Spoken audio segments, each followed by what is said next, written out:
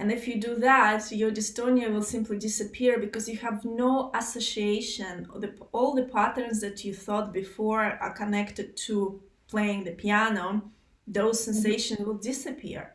And new patterns in your brain don't have fear, don't have trauma, don't have frustration, don't have hopelessness, don't have depression, all of that creates dystonia. So they're clear. You're basically sort of born again. You kind of like reset your computer. And that helped me personally to recover. I never went to doctors except for the test twice.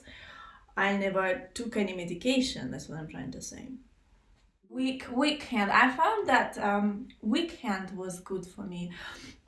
Like imagine that you got sick very badly, high fever, and you just recovered. Remember how your body is weak, and then you come to the piano and it actually feels a bit different because your hand is weak. So give me that weak hand that does not produce any sound.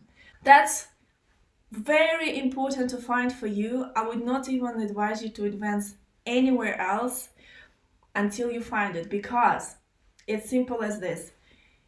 If you don't have that sensation in your hand, even if you make correct, rolls and swings with your wrist, or you avoid stretching your hand, even if you imagine the sound, even if you play with arm weight, this will be like a brick wall between your intention and the piano. It's like you will have so much, but here, done. And ultimately, it will bring more pain and injury. This is the reason why I start my entire book with that simple lesson, relax hands. And if I could, I would start every single lesson after that with the same lesson. I put it inside and I would conclude with that. Now, how do we play with that sensation? Okay, so the movement of wrist, the swings and the rolls will create the momentum. If you do everything correctly, you see each new movement will create a passive movement. So you basically play with some active movement and some passive movement. But if you don't make any clear pattern in your mind what exactly you're doing, you constantly play on active movement. It's almost like you're playing on constant exhalation or inhalation, okay? So there's rolls and swings that they will really create a sense of breathing and momentum in your hands. Now, how do you create the sound? You create the sound through fingertips and sound imagination. Every time we conceive idea in our mind through writing, we know it appears on a piece of paper.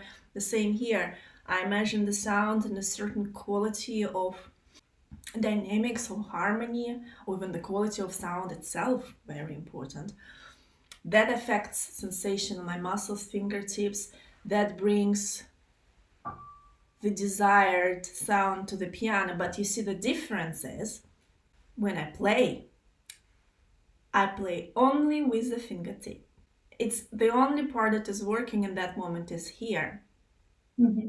Versus compulsive tension in the whole body. We're trying to play soft. Our whole body is like this in agony. So the idea is that our whole body is completely feeling effortless and sort of like, again, empty and weak, but we only activate the exact part of our body that is responsible for, extracting the sound from the piano. The efficiency of that.